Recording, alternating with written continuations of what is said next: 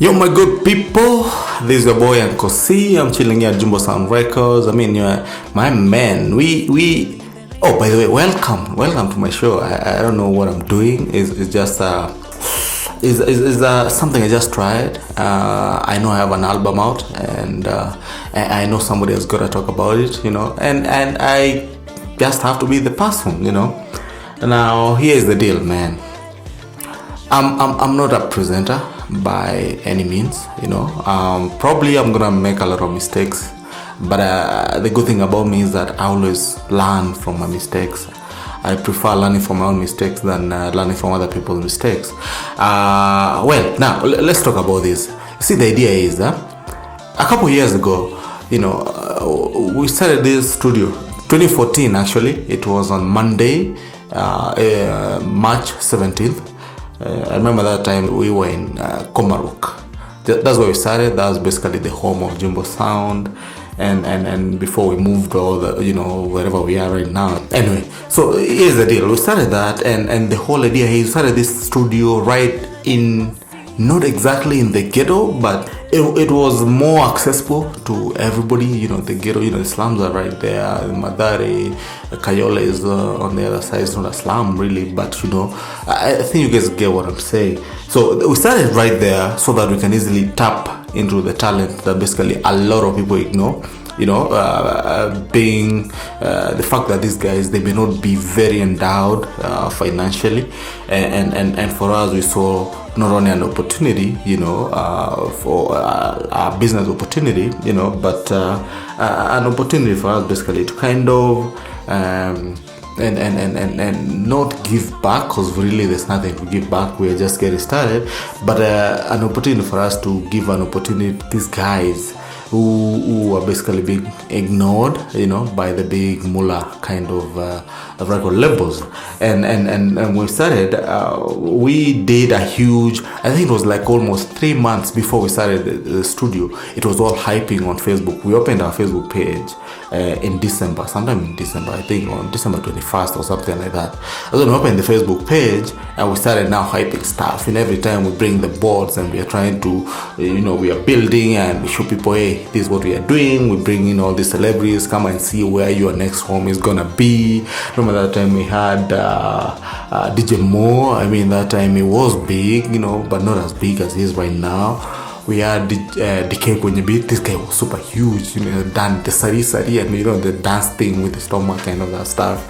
We also had I mean, like all these guys, we brought them, and we didn't have a studio. Like at that time, we had just started building. I mean, we had the idea, and we are gonna do this thing, and it's not there, But we already had people now subscribing to our idea. They're like, oh, we love this, and and we got like a big, huge space. It was 2 apartments that were 2 bedroom each. You see how big that is. There were 2 apartments, 2 bedrooms each. One apartment was basically the studio, the booth, the lounge, the reception, and the production, space. I don't know what to call that. Well, I don't know. And the whole idea, it was beautiful. I mean, people used to come, a lot of artists used to come. They're like, oh yeah, we used to the bedroom studios, man, you guys are creating something here. And I said to myself, my idea was, when you want to do something in life, whatever you want to do, be it opening a studio, business, selling veggies, kwa barabara, and whatever you want to do, give it your all, go big or go home. That's basically my idea, and that's why we built something that a lot of people, afterwards, a lot of people started kind of realizing that this thing is possible, man. We can actually do a recording label and make it professional.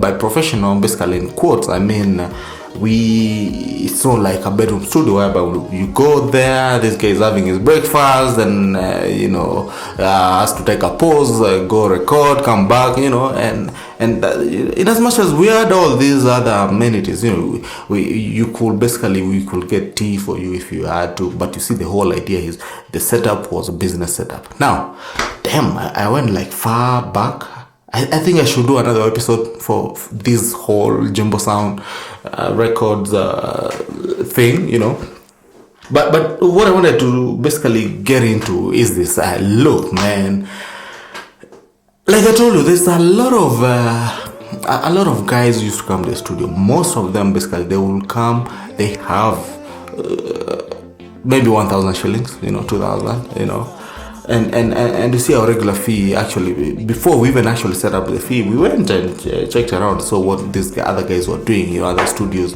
That time there was Homeboys, Caliph was still there. I don't know what Ogopa was doing, but man, Ogopa, man, you guys need to come back. I mean, there was, I think Homeboys was big back then. And then now the Grandpa, and these other studios, there was like so many other record labels. So we went and checked how much are they charging, and then from there we could gauge and figure out the best price.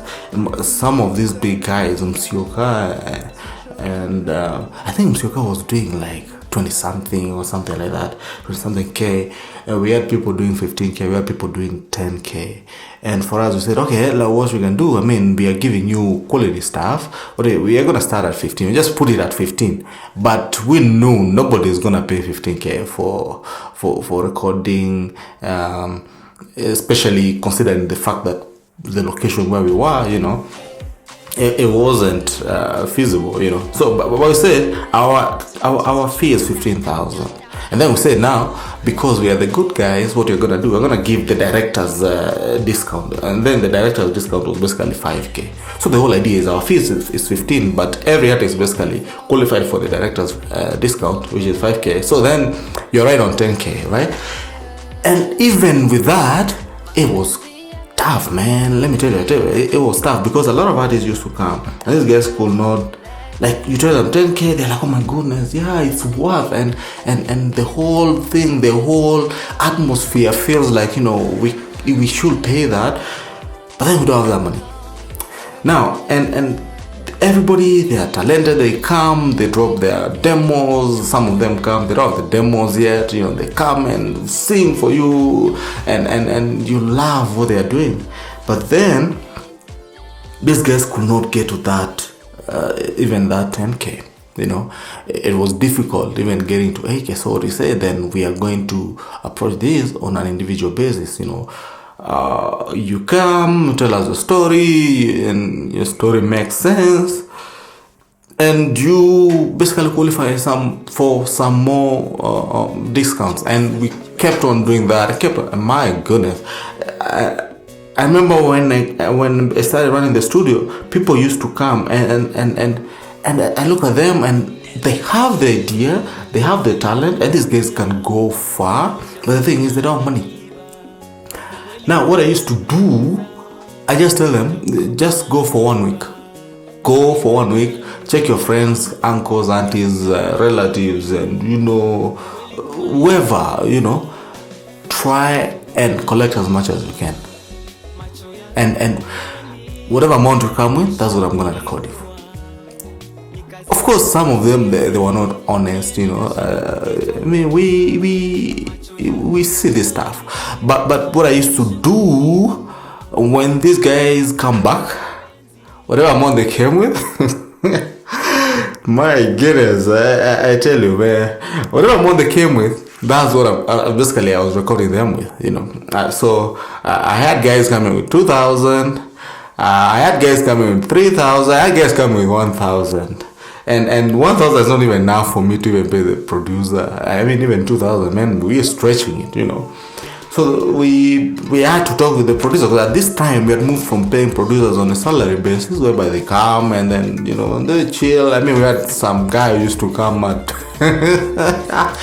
woo, man, I might be a gossip, man. I had somebody who used to come at 2 and is out at 5, and it wants to be paid at the end of the month, and it was substantial. So I said, no, it's not working there. What do we do now? And then this happened, this guy coming 2, leaves at 5, that's 3 hours. He comes there, watches stuff on YouTube, and plays with 1 song or 2 and is out, and then at the end of the month we are piling up, and now you see, we started with this huge boom. I remember the first day we opened on a Monday. It was a Monday actually, on the 17th of March. Like the studio was full. Like you would think that we've been doing this thing like forever, man. So now with this guy and everything piled up, and now it was crazy. So what we say now, we start paying you per project. So every producer, regardless of how long you spend, if you wanna come and sit, and we pay you per project. And this was the most beautiful thing that I would say that we ever started doing, because it kind of started leveling up things, So where was I was about these guys who came with 1,000. So the idea was, there was a fee that we pay the production, for the producer for the production, and then obviously everything else goes to the studio, and then from there now we take care of utilities, take care of not really salaries, but trying to make people move, because we had a huge team, about 4 or 5 different people who were basically working with us. So trying to oil that machine, man, make people move, and so now these guys are coming, and we have this guy with 1,000. So I have to go talk to the producer. I'm like, man, that's all we have. The studio's not taking anything. I'm not taking anything. The studio won't take a thing. So the only thing you can do is just be a little philanthropic. I know, man. I remember that time was, I think it was Stan Weezy. That time we had Stan Weezy, and then we had, I think within the same period, Stan Weezy was there for a couple, maybe 2 months or 3 or something like that. And then we had Paulo. So the thing was, I mean, this guy come with 1,000. I'm like, hey, Paulo, man, this you gotta do it, man, And at that time we were stupid. No, we didn't know. I knew this stuff, but then. I don't know why I didn't do it. We were not basically writing agreements with these guys that, I'm giving you this 1K project, but then, you give me rights to the song, so that we recoup our costs, Yeah, so that's what we did, and I realized this was crazy. I mean, it was tough. So what happened? We moved. Are we at where we moved yet? No, I don't think so. So we did this for a long time, and it was okay, we could take care of stuff, here and there. But then you see, this is a record label, and then music in Kenya at that time, it has started paying, but not that, I think it was paying the artists, because some artists like Willie Paul, these guys who are basically living out of the music. I remember this guy, oh man, I have a lot of stories. I don't know, should I tell you the story? Willie Paul, when he came, the first time he came to the U.S., I was there. And I'm basically the one who, I took him around, was showing him around places, and man, that's my boy, man, Willie Paul. I think Willie Paul is basically a whole different episode. We talk about that, damn, a little later. So the thing was, so music was paying for the artists, but I don't think it was paying for the record labels as much, because now they had brought the priest can camp, and these other CMOs that you have to register and do this or this other, so we are not doing that. And I don't think at that point we basically benefited from that music in any way at all. It's crazy, right? Yeah, but we did, and I can tell you, from that idea that we brought of basically helping artists here and there, there were the good things and there were the bad things, obviously. The good thing is that I think we did move probably like thousands of songs, out of that. Some of them are seen in the studio. The artists basically, because these guys came, they were paying 1,000 shillings. I mean, these guys could not afford a video. So the thing is, the music is there. They have the music, and the music never basically went anywhere, because now they could not have. Look, in Kenya, man, you can't do music now without a music video. So this guy could not do the videos. So the music just stays with them and their phones, and they're playing it at home, and I feel horrible. Yeah. crazy. Yeah, because we tried to help as much as we could, but you see now that didn't work because also we didn't have a video production unit. So basically the best we could do is basically give you an audio, and without a video, so it's like you never recorded in Kenyan terms. So that's it, that's I would say that's a good thing. And the bad thing is that now with all these guys coming and all projects, and see, you try to help somebody and then they say, oh, my song is taking like a week. That's too long. It's taking like a month. Man, that's too long. And they will make noise. They will go say, oh, Jumbosound, they stay with your songs. And when they say that, I'm like, man, you guys are crazy, man. Look, I recorded at my boy back in 2008. I was recording. I tried music. It wasn't my thing, so I was recording at Caliph Records, and my songs never came out. I don't have the song. I don't have it. I think Clément has it. I don't have it, man. Clément, I need to go see this guy and see if I can get. I recorded about 4 songs, man. Maybe he has them somewhere, So that's the thing. I never saw them, and a lot of record labels, actually, a lot of artists will tell you like long time ago, man, you record a song, you see it like a year later, and we have this guy saying, oh, my song is not coming out, this guy paid 1,000 shillings and the song is not out. Yes, it's true, but it's a month. You should bear with us, sometimes, but that's Kenyan artist. Okay, man, I think this is a whole episode. I don't know, should we just cut this here? I don't know, I'm not even seeing where. Okay, so now let's start with this, the Moonshine Album, man. The Moonshine Album is basically born from the idea of me and the studio and the record labels and the people we work with, trying to grow talent, trying to give an opportunity to people who probably will never get one, also broaden our reach, because I can tell you from the Moonshine album, we go to Malindi. We have artists from Malindi, we have artists from, I think, Lodwar, Kakamega, we have Siaya, we have, of course, Nairobi, Machakos, what else, man? Muranga guys represented, and like it's a whole. I tell you, this thing is like a whole concoction of different artists from different locations, different counties, with different genres.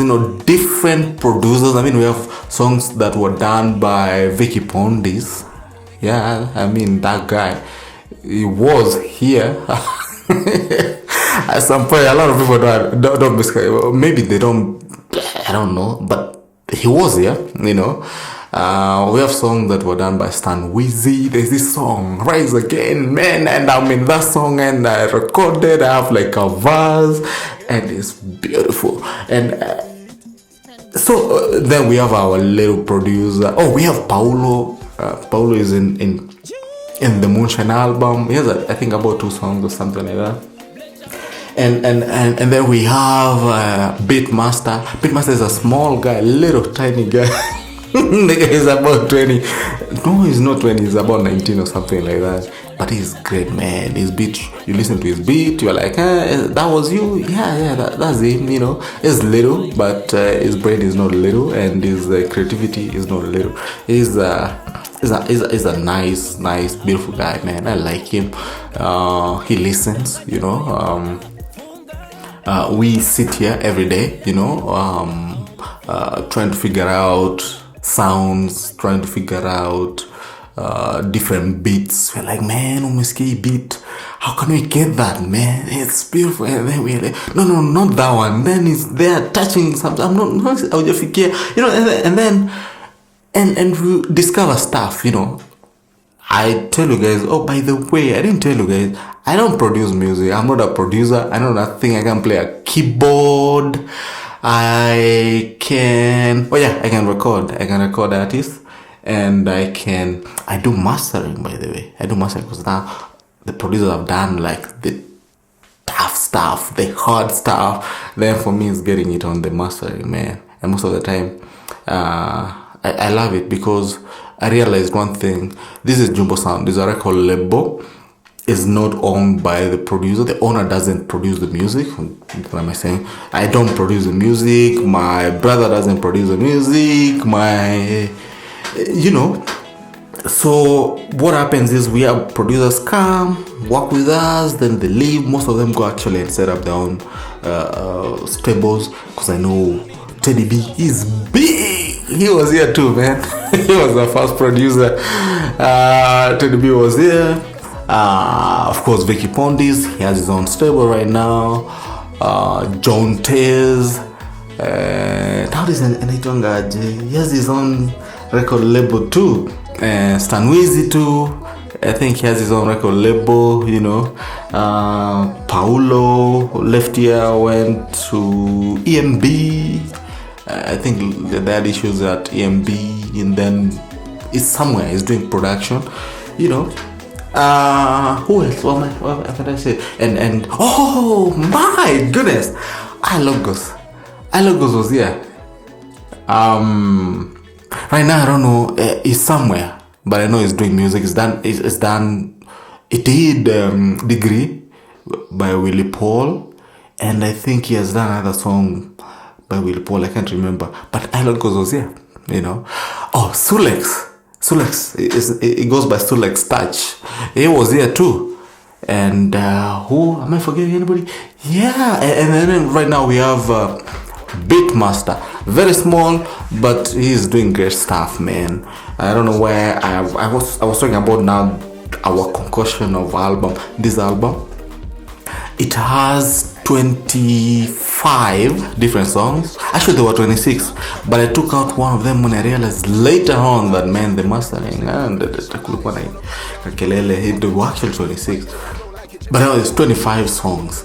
Man, it's a concoction of different artists, different genres, different producers, and of course, I did the final master. And I did the final master. The reason why I learned to do mastering is because at the end of the day, most producers come and they go. And then when one producer, their sounds are not the same, regardless of what equipment they use, producer's sound will never be the same. So what happened, I realized that our sound was very different a lot, and I thought in order for us to keep that branding thing going on, we have to kind of find a more stable kind of sound. Is it really stable? Yeah, something like that.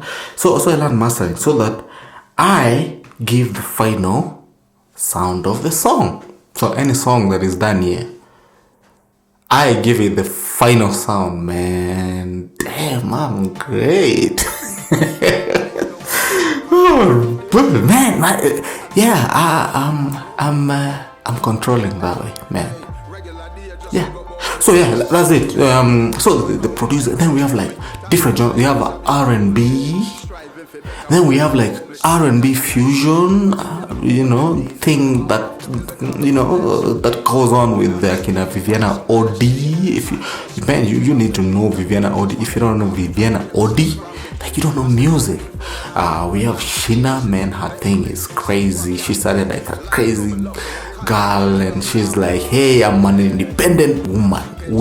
Wow, damn, independent lady. And that was she started with Mafisilet and Cobra and Hello, and then I said no.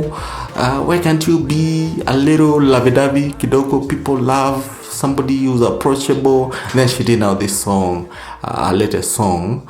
Our latest song is Follow You. I mean, very few people have heard this song, basically.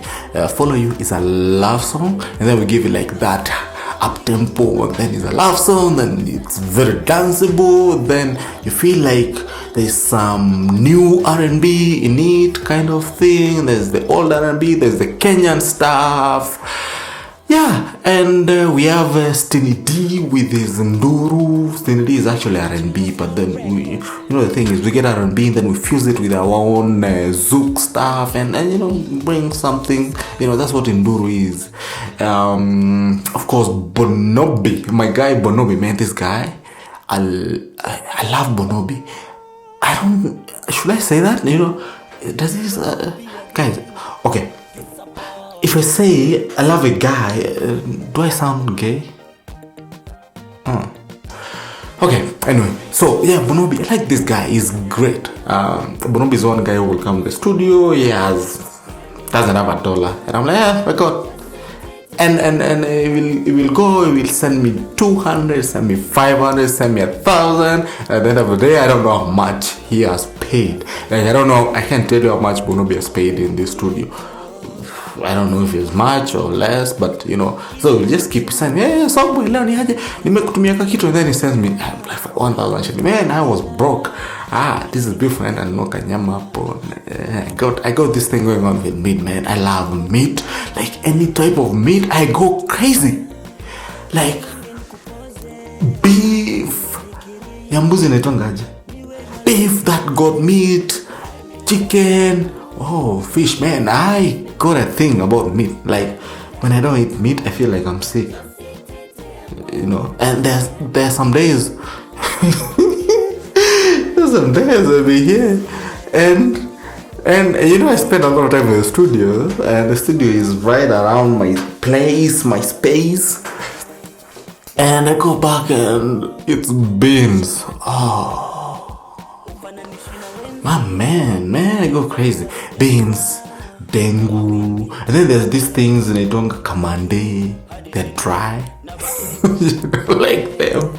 And anyway, I got something going on with the meat. I don't know, I go to the meat story. Oh yeah, from Bonobi. So yeah, that's I have Bonobi there. I have this guy from Minnesota, man, Mr. Pepperman. He did a song called Mr. Pepperman, and back then this guy, we were with him in college. Mr. Pepperman came and did a song. Actually, we had this beat, and this beat, it was tough for every artist that we ever gave this beat to. And then we give this guy, they're like, oh, I love the beat, and then give me the beat, and we give them the beat, and they go home, come back like 1 month later, they're like, it's not working, and everybody did that, and it's only Mr. Pepperman who came and killed the damn beat, man. And the song is Bolingo. Oh, Bolingo, I'm a member. Like, I feel so good when I hear the song. I feel like I just wanna go. There's a club actually right up kwa barabara. There's a club up hivo. They play rumba, and when I listen to this song, Bolingo is more of it's not rumba, it's more like Lingala, and then with our thing that we do, we fuse it. So Bolingo is that song. So when I hear Bolingo, I'm like, man, I just want to go out and kunywa pombe. Then he said, oh, Mr. Pepperman, chairman, I shall save my stuff. I'm like, oh, I love this, Yeah, that's Bolingo. And obviously we have Chapa. Chapa was done by actually Vicky Poni's back in 2015 or something like that. Yeah. Oliver, that's the guy. He produced a song. He released a song, did a video, and I feel like this song didn't get where it's supposed to get, and that's why basically I brought it back. It's Chapa too. Of course now, what else we have? Rise Again is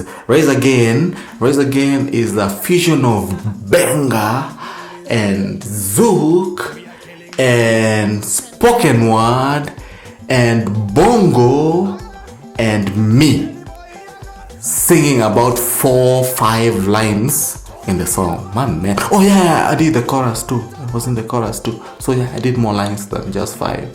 And man, don't I love this song? Man, this thing is great.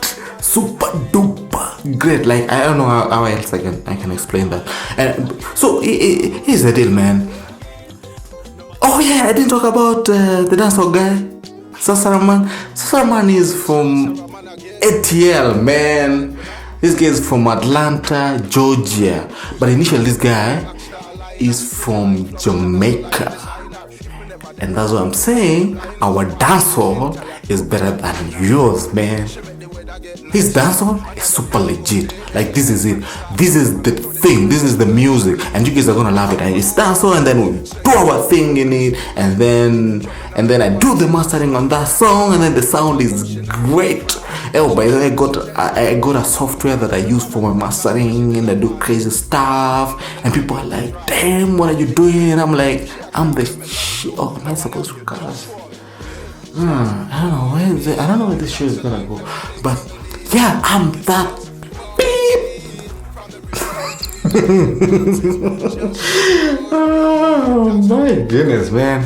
Yeah, oh, by the way, I'm recording and the kids are away, so they won't hear that. But yeah, that's the thing. All this music and my producer, Beatmaster, I did a reggae song called Queen.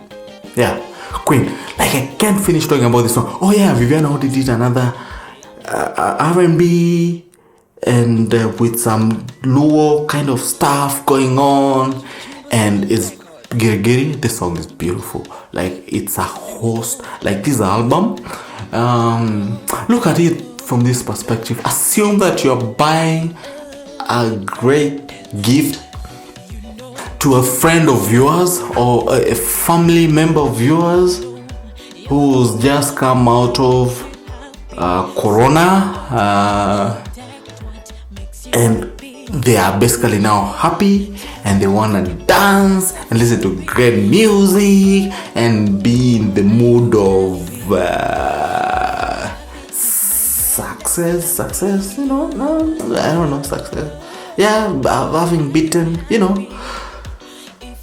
That's what this album means.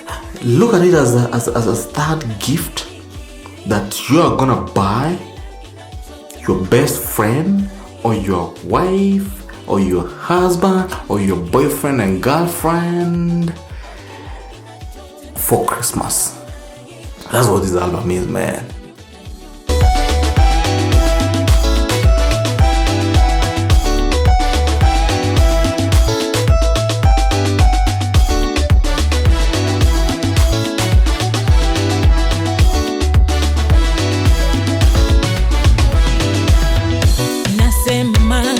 Mapenzi yana moto kali, yapaswa wote siungue nani. Wazuri wengi sana wa thamani hawapatikani. Ukipata shikilia, piga chapi. Oh, oh, oh, oh. Are you happy? If you're happy, take my hand, dancing on me.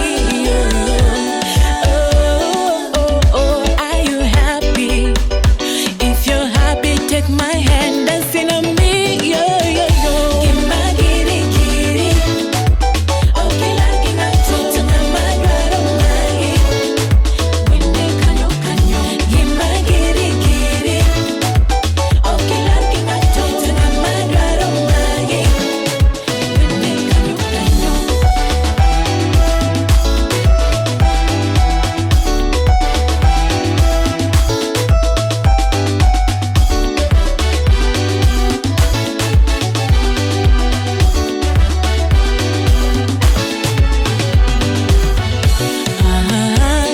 Ni chako, usibabaike.